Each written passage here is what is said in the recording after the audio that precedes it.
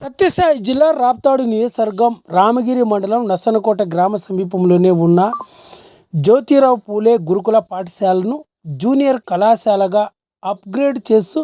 ప్రభుత్వం నిర్ణయం తీసుకోవడంపై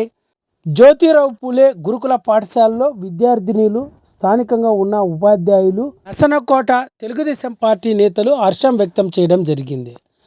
శనివారం సాయంత్రం 5:15 సమయంలో జ్యోతిరావు పూలే గురుకుల పాఠశాలలో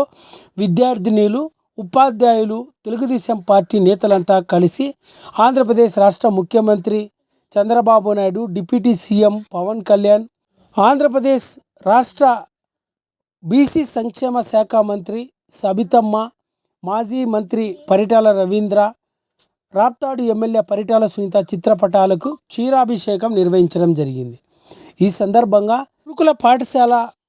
ఉపాధ్యాయులు మరియు స్థానిక తెలుగుదేశం పార్టీ నేతలు రామ్మూర్తి నాయుడు, శ్రీధర్ తదితరులు మీడియాతో మాట్లాడుతూ నసనకోట గ్రామ సమీపంలోనే ఉన్న జ్యోతిరావు పూలే గురుకుల పాఠశాలను జూనియర్ కళాశాలగా అప్గ్రేడ్ చేయడం వెనుక రాప్తాడు ఎమ్మెల్యే పరిటాల సునీత కృషి ఉందన్నారు. దీనిపైన గతంలోనే చంద్రబాబు నాయుడు దృష్టికి, బీసీ సంక్షేమ మంత్రి సబితమ్మ దృష్టికి, ఇతర ఉన్నత అధికారుల దృష్టికి తీసుకువెళ్ళడం జరిగిందని, దీనిపైన ముఖ్యమంత్రి నారా చంద్రబాబు నాయుడు స్పందిస్తూ నేడు జూనియర్ కళాశాలగా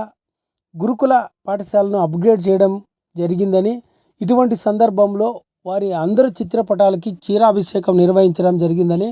రానున్న రోజుల్లో విద్యార్థినుల అభివృద్ధికి ఎంతగానో ఉపయోగపడుతుందని తెలుగుదేశం పార్టీ నేతలు రామ్మూర్తి నాయుడు, శ్రీధర్, స్థానిక ఉపాధ్యాయులు పేర్కొన్నారు. ఈ కార్యక్రమంలో గురుకుల పాఠశాలలోని